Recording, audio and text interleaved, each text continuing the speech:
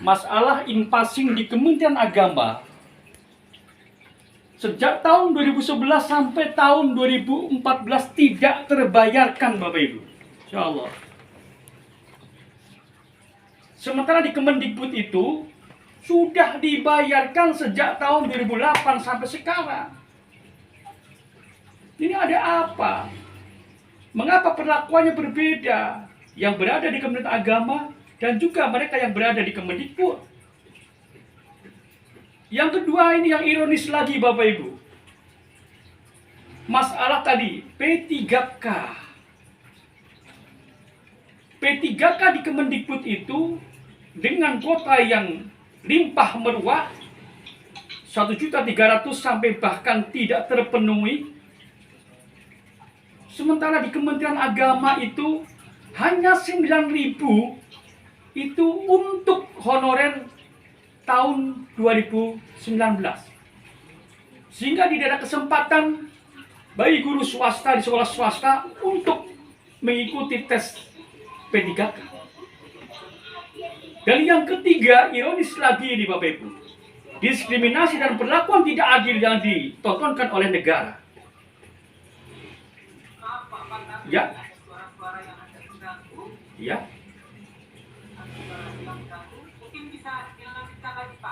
Oke, siap. Ya, siap. Oke. Saya lanjutkan, Bapak Ibu yang terhormat.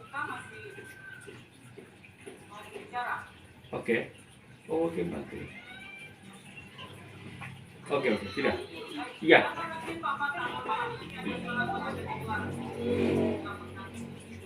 Tadi sudah terdengar belum? Terdengar sudah belum? Belum sama sekali. Ya, yang pertama saja yang passing yang dari kemenang yang belum terbayarkan. Oke. Yang nomor 2 tidak dilanjutkan, Pak. Oke. Yang kedua itu masalah P3K. Di Kemendikbud itu mendapatkan kuota untuk mengikuti P3K itu limpah meruah sampai 1.300.000 kira-kira, bahkan sampai tidak terpenuhi kuotanya. Sementara di Kementerian Agama itu hanya 9.000, itu pun hanya untuk tenaga honorer tahun 2019. Masya Allah. Dan yang ketiga ironis lagi ini, mereka guru swasta di sekolah swasta atau madrasah swasta bisa mengikuti P3K, tetapi ini adalah kloter terakhir. Kalau guru honorer di sekolah negeri itu sudah terterima semua, masuk semua, sisa kuota itu baru diberikan kepada guru swasta dan sekolah swasta di madrasah swasta. Ini ada apa? Mengapa selalu terbedakan? Baru saya sampaikan dari awal, partisipasi dan juga andil besar sekolah swasta, guru-guru swasta dan madrasah swasta itu jauh berbeda dengan mereka yang mengabdi sekolah negeri. Artinya, beban berat yang dipikul oleh guru dari sekolah swasta dan madrasah swasta itu lebih berat. Anak-anaknya kebanyakan yang berada di sekolah swasta itu, mohon maaf, luar biasa. Mungkin Bapak Ibu dari anggota Pansus itu juga paham bagaimana situasi siswa-siswa atau anak-anak berada di sekolah swasta. Guru-guru swasta berusaha membentuk mereka, ibaratnya itu dari besi menjadi emas. Bagaimana luar biasanya bebannya. Sehingga sekali lagi Bapak Ibu, anggota DPD yang terhormat atau anggota Pansus yang terhormat, tolong ini aspirasi kami didengar dan disampaikan. Syukur-syukur Allah meridhoi dan kemudian bisa terrealisasi apa yang menjadi hajat dari kawan-kawan guru swasta di sekolah swasta dan madrasah swasta. Dan saya tekankan lagi Bapak Ibu, saya pikir kalau Bapak Ibu itu mendengar atau memperhatikan dan juga melihat, ini sama dengan dolim kalau diam-diam saja. Bagaimana saya sampaikan lagi Bapak Ibu, betul-betul terjadi. Yakin ya.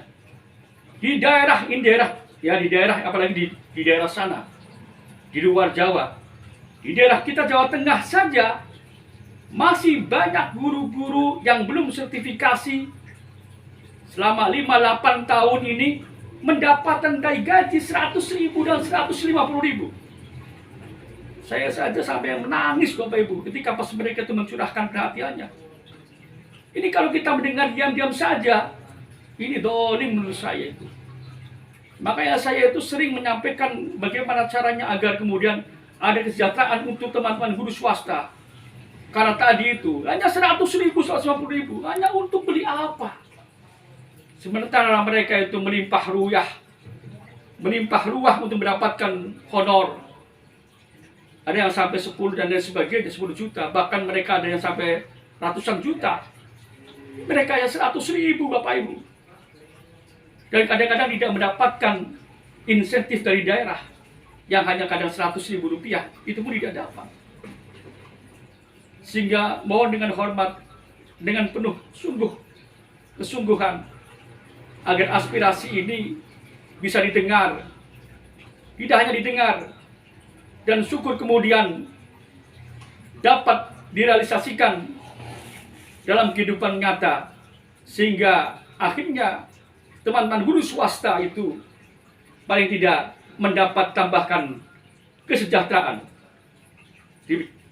Demikian Bapak Ibu. Terima kasih. Mungkin masih ada yang lain, sementara cukup. Assalamualaikum warahmatullahi wabarakatuh.